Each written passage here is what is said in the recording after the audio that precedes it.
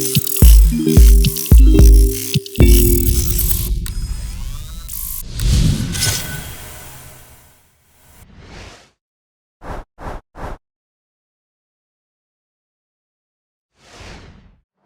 lagi di JS Academy bersama saya, Dwi Kurniawati, seorang akademisi di bidang pendidikan geografi.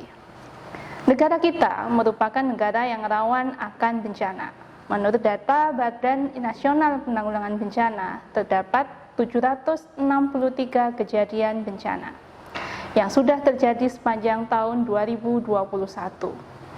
Wow, angka yang banyak bukan untuk awal tahun ini? Kira-kira kenapa ya di Indonesia sering terjadi bencana?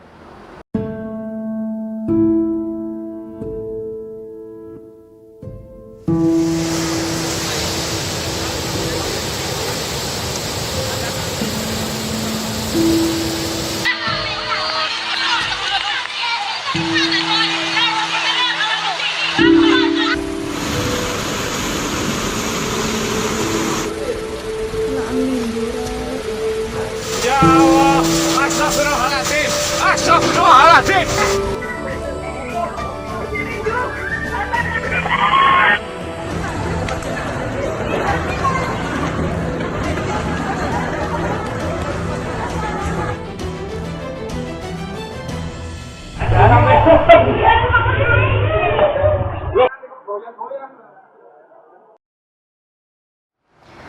Di negara kita sebenarnya hanya memiliki dua bencana, yakni bencana geologi dan bencana hidrometeorologi.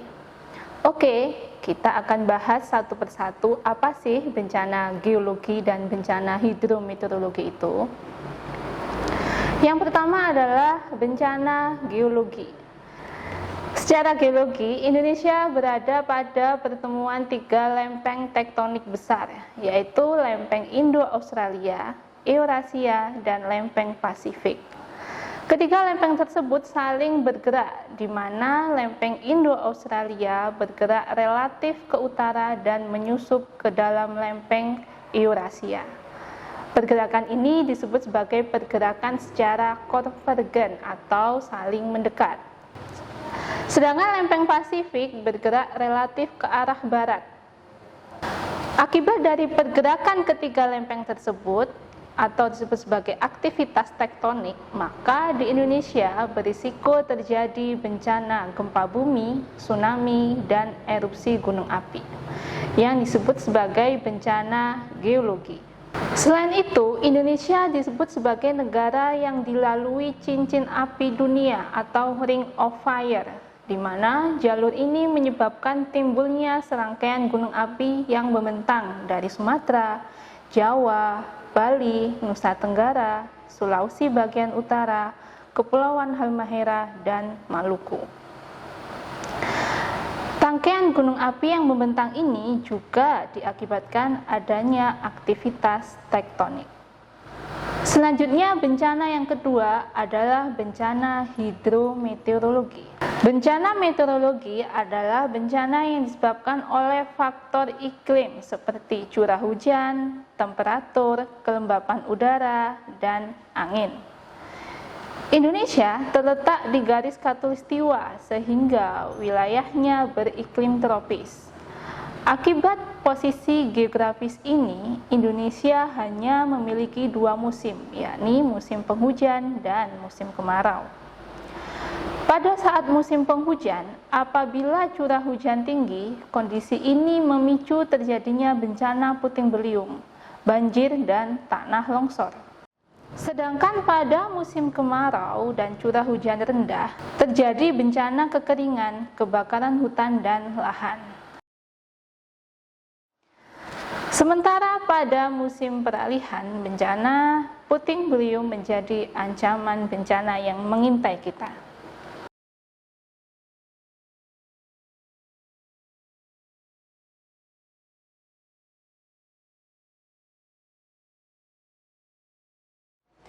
Faktor cuaca dan iklim sebenarnya hanya sebagai pemicu saja dalam bencana hidrometeorologi.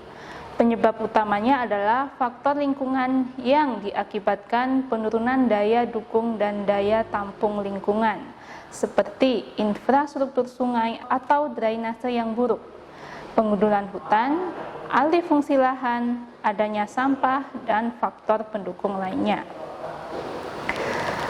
Perlu diketahui, setiap kejadian bencana pasti akan menimbulkan korban jiwa. Kajian ini disebut sebagai faktor antropogenik.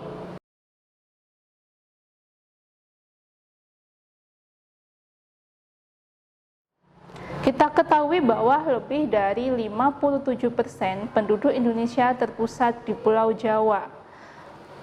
Terkonsentrasinya penduduk di Pulau Jawa meningkatkan resiko bencana karena dikatakan bencana apabila terdapat manusia di dalamnya yang menjadi korban. Selain itu, masih banyak penduduk Indonesia yang bertempat tinggal di wilayah yang rawan bencana, seperti di lereng-lereng gunung api, sepadan sungai, pegunungan, dan tepi pantai. Untuk itu, dibutuhkan edukasi dini kepada masyarakat terkait informasi kebencanaan yang tujuannya untuk meminimalisir korban jiwa. Nah, itulah beberapa alasan mengapa di negara kita sering terjadi bencana. Pengetahuan dan kesiapsiagaan bencana harus ditingkatkan demi menuju negara tangguh bencana.